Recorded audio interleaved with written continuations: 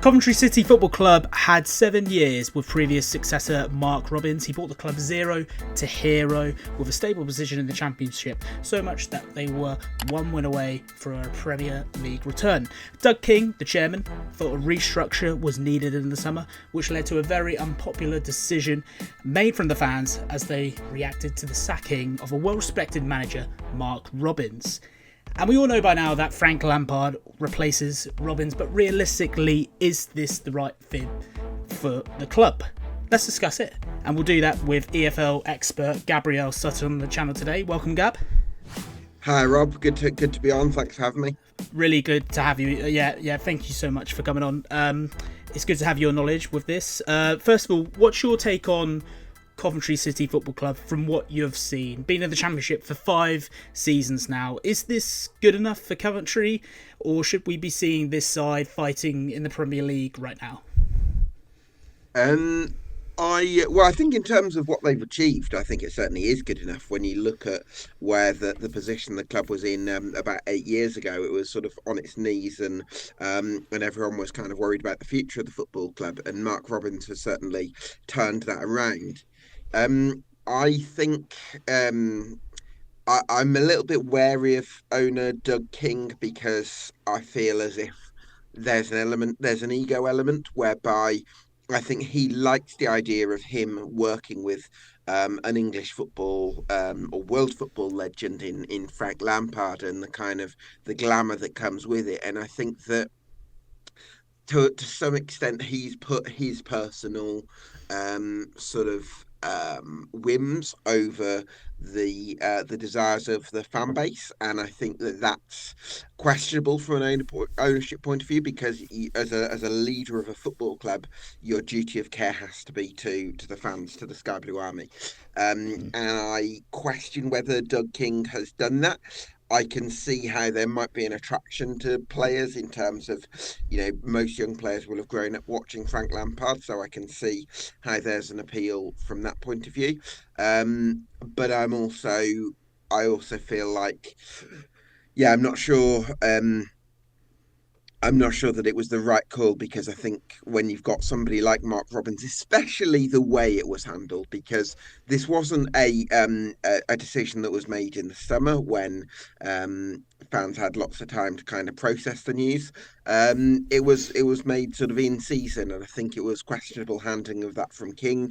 I think Mark Robins deserved the opportunity when you've got a legacy and a sort of an era like he's built up. You want the opportunity to at least say goodbye to the fans and thank them. And so for me, I think it should have been done after the Middlesbrough game on the final day if you did want change. But you've got a manager there in Mark Robins who's done incredible work over the last 8 years. And I think, I think this is an instance of Doug King putting his own personal whims over the wants of the supporters. Yep. No, completely.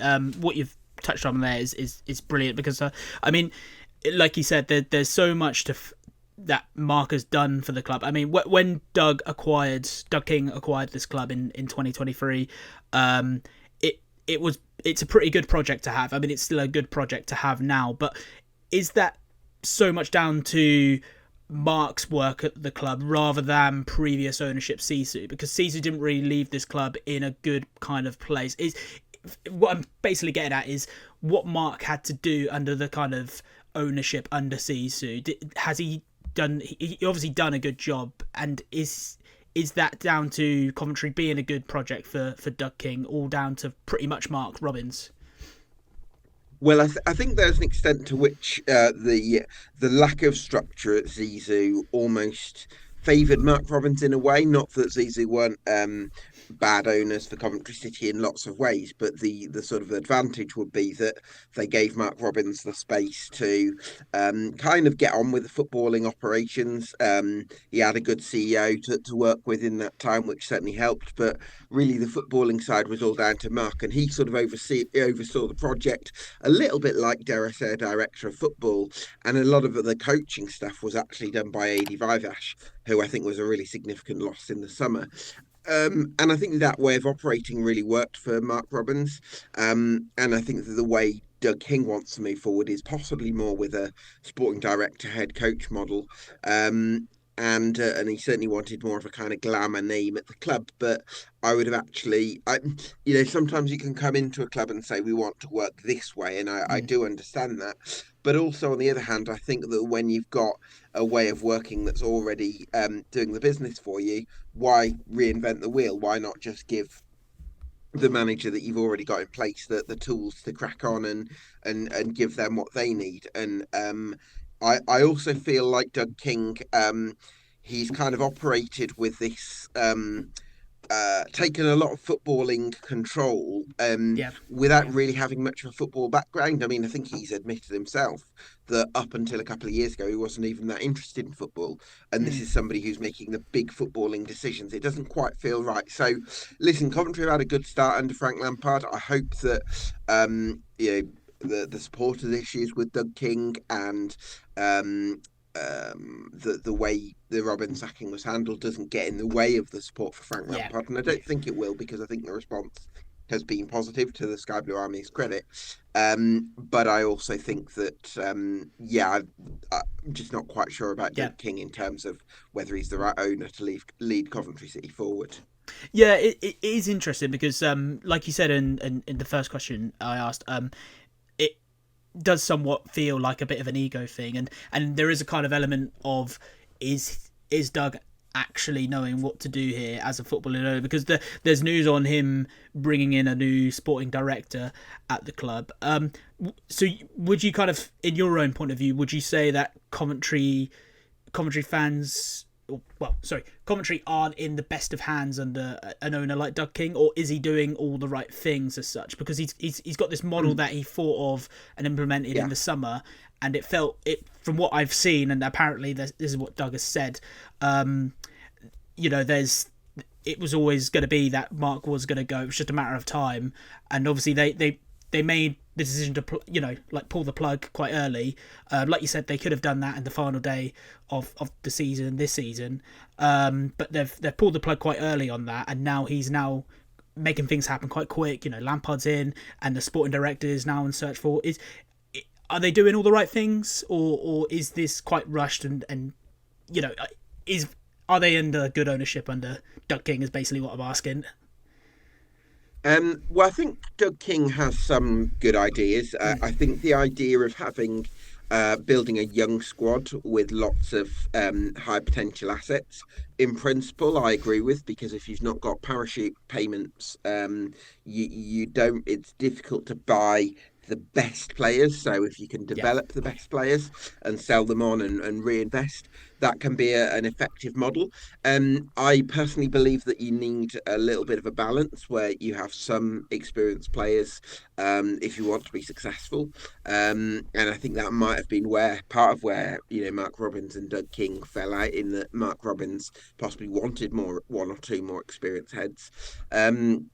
So I think broadly the strategy is right, but also I think it possibly could do with being compromised and tweaked, just to give Coventry, a little bit more leadership on the field.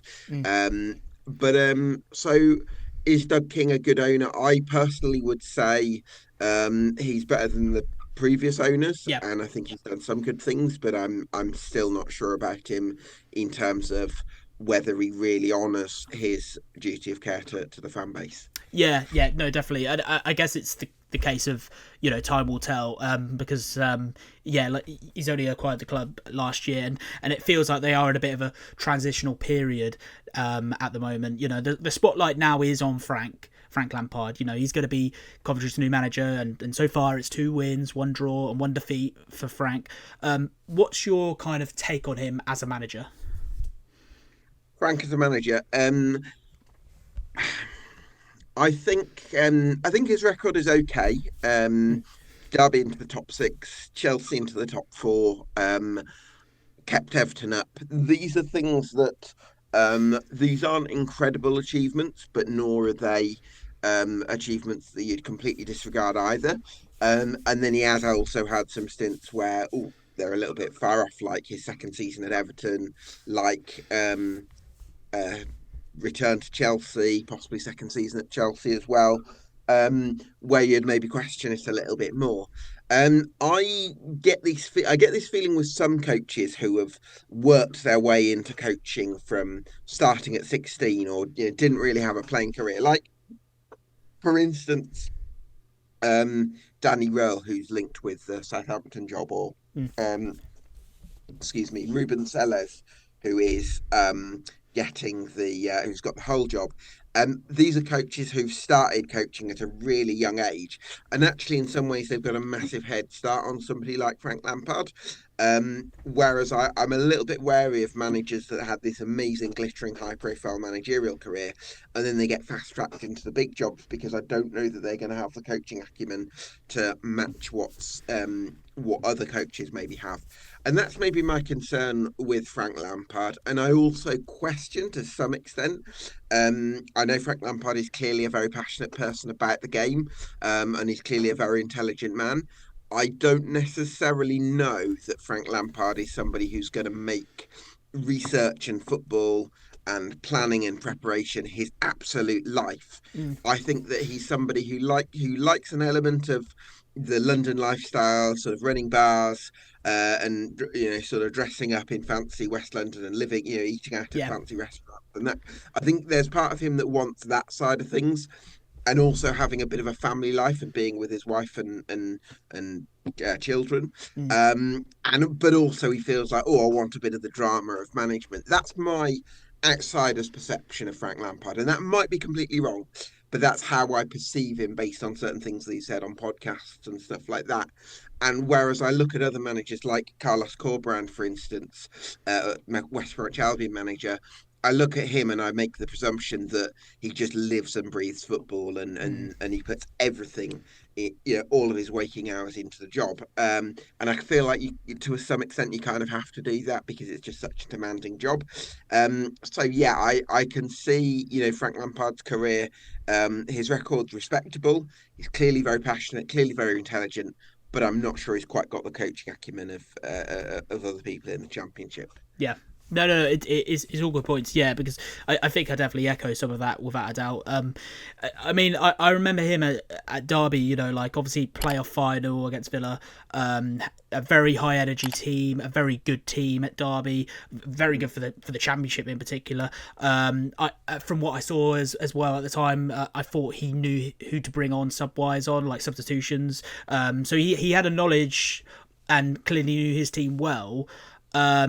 So kind of what he took from Derby and how he succeeded, and it was a very good team, like I said, for the Championship. Should Coventry expect a playoff finish, and could we potentially see one happening, because they are just 10 points off right now from the playoffs? Obviously a lot of time and games to be played as yet, but is a playoff finish a bit too much of a high expectation for Coventry right now, or is it something they should be going for? I can see why they're targeted, and I certainly don't think it should be an expectation, because at the moment you've got four teams that I think are a lock for the top six. You've got Leeds United, you've got Sunderland, you've got Burnley, and you've got Sheffield United. So that's four spaces taken already. I'm very confident that Middlesbrough are going to get in there as well, because their rate of chance creation is probably as high as anyone else other than maybe Leeds. Yeah. So I think Middlesbrough get there. And if that's the case, then there's only going to really be one spot available. And if you're looking at sides as well as that, like Norwich, like West Brom, like other teams around there, but Blackburn even are doing incredibly well. I think it's going to be really competitive for that playoff spot. So I think Coventry might just have left it a little bit late for this season, but I think they are laying some foundations. One thing I think Lampard has got right since taking charge is getting the best out of it from Mason Clark, who was a recruit from Peterborough in January. He looks like a very exciting talent and is really flourishing out on that left-hand side. So he's starting to look like a good long-term investment.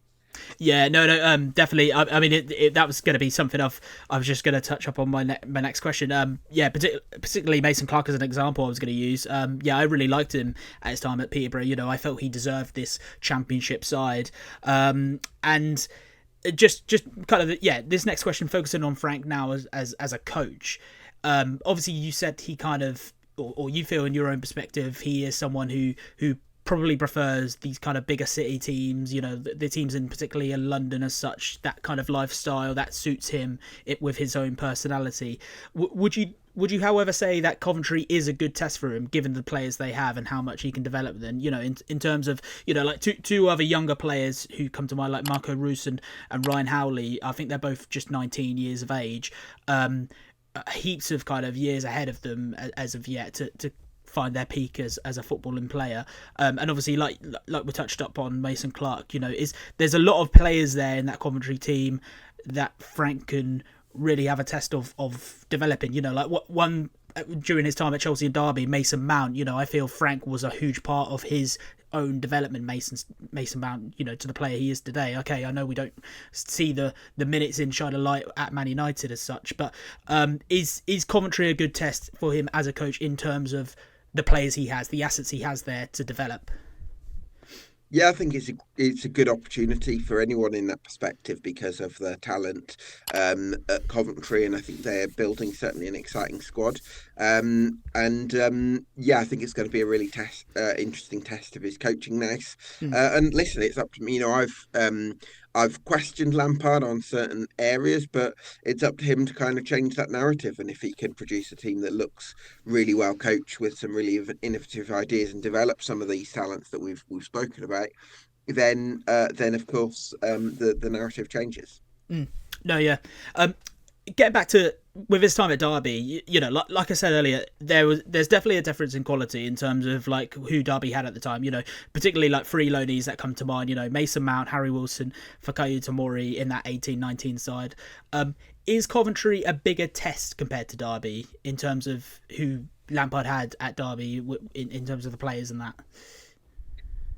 Well, it's hard to judge the squad at Derby that he had because while there's some names that now in 2024 leap off the page, like Mason Mount and Fikayo Tomori and Harry Wilson, these are also players that were kind of right at the fledgling period of their careers. So obviously it's a little bit different. And also they add some sort of grizzled veterans in there as well. I think probably the squad they had was about where they should have finished. Yeah. And a little bit similar to, maybe Chelsea getting them into the top four and Everton staying up, where I sort of think on one hand it's a reasonable accomplishment, but also not like a massive achievement. It's a little bit on par. But if Lampard can deliver a bit more from a coaching perspective in terms of a real style of play and patterns and that kind of thing, then yeah, I'm certainly going to be more receptive to his credentials as a coach and as a manager. Would you real quickly I've just thought of this question? Do you feel the championship's changed since Lampard was managing back in 2019 now with Derby? Do you think it's changed from when he was last at Derby? Any sort of factors in particular you had in mind there? Just in terms of, with like we particularly last season, with Leicester in there and Southampton. Okay, I know they're back in the Prem now, but they hadn't been in the Championship for such a long time. Is the Championship any harder at all now compared to when he was last here? So when was this season? It was 18-19, wasn't 18, it? So I suppose. yeah. Yeah, so that season, I suppose you had Chris Wilder's Sheffield United, who went on to finish ninth in the Premier League.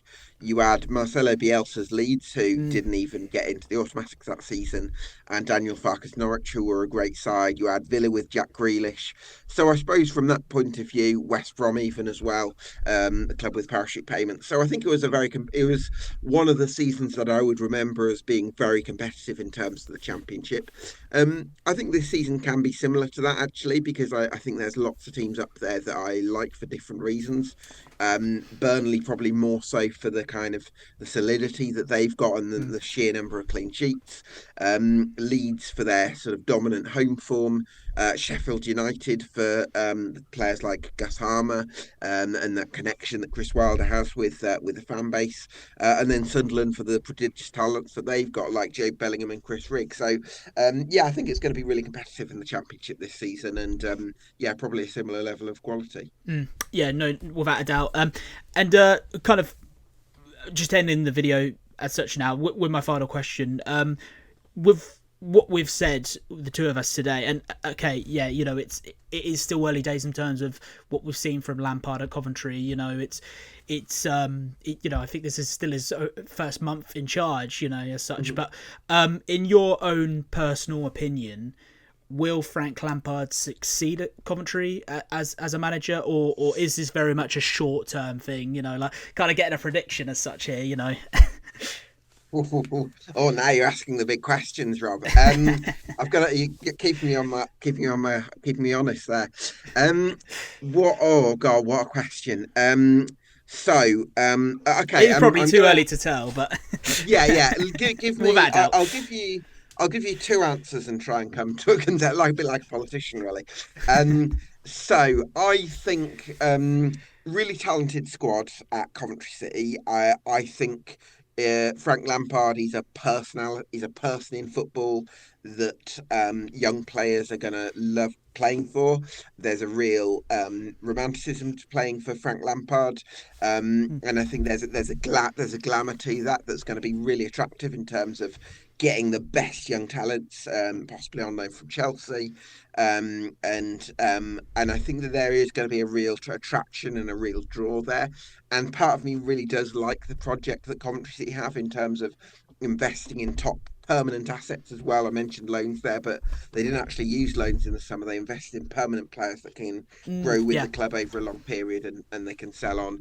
So there's part of me that likes the fit, and I think Lampard can have certain qualities. I think he's got good people skills as well. I think he's really. Do you know? I always feel sorry for Lampard that his thing of cracking a joke and then going on to something serious gets mocked, because I actually think it's quite a nice, quite a likable trait, isn't it? Yeah, it is. So I feel for him a bit that I hope he doesn't sort of change that, because.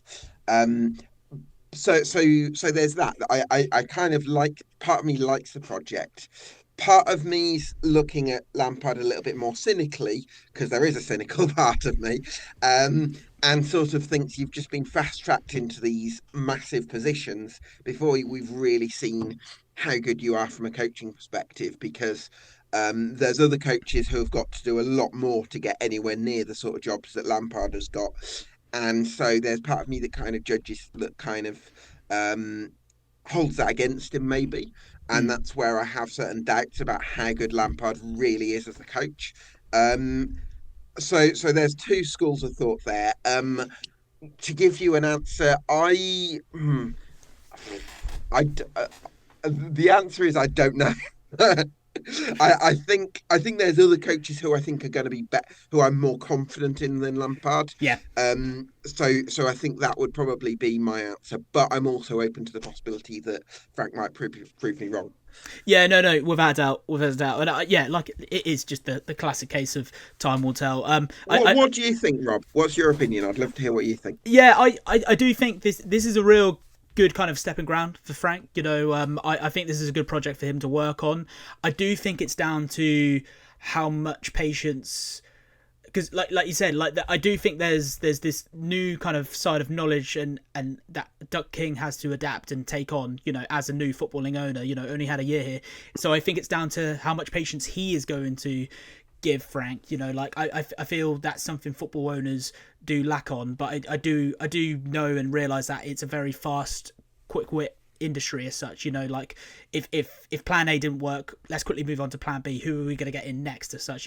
Look at Hull, for instance. That's a classic example with like bringing Celis in very quickly. I do see the difficulty in answering this now, because I don't really know what to say. I feel let's see what can happen in terms of who he can kind of. Basically, I want to see him here next August at the start of the next season. You know, I feel that I think it's quite a cliche answer to say as such, but it is the basics and the truth. You know, like after 2 windows, or particularly a good summer window coming up in 2025, hopefully if he's still there, then he can kind of get the players he wants in. He can share his knowledge and have his kind of style of play, and really kind of crack on with things at Coventry. And I do feel it's a very good project to have, you know, and I'm glad he hasn't rushed into a Premier League job. I do feel the time is right for Coventry to take on Frank as a manager, because let's say if Wolves did sack O'Neill at the time of Coventry also having a manager vacant as well, would Frank have chose Wolves rather than Coventry? Who knows as such, you know, would he prefer that Premier League lifestyle instead of a Championship? And like you said, he's kept Everton up before, but obviously he's been available at the right time for Coventry, and time will tell. But I do feel this is a very good project for Frank to work on. Yeah, I can see that. Without a doubt. And any Coventry fans watching this as such, you know, please get involved, or footballing fans in general, you know, join the debate, comment down below, the classic. We'd like to hear from you, of course. Thank you so much for coming on the channel today, mate. It's been great to actually finally talk EFL. Ever since starting this channel, I've wanted to talk EFL, and it's been a good kind of start to using this video for that time and opportunity to do it. Well, as a Norwich fan, you're talking EFL one year and Premier League the next. I know, true. Yeah, it's on my last channel I talked loads of Norwich, but as such, like I know I'm a Norwich fan and everything as well, but this channel I do want to just have it as a footballing base. But there definitely will be some Norwich content along the way, without a doubt, you know, and if you want to join me on that, feel free, my friend. This has been me, Rob, on the Footy Agenda. If you'd like to see more content and show your support as well and everything else, then you know what to do. Hit that subscribe button and like the video as well. This has been me, Rob, of course, Gabriel Sutton as well. Thank you for watching. Goodbye.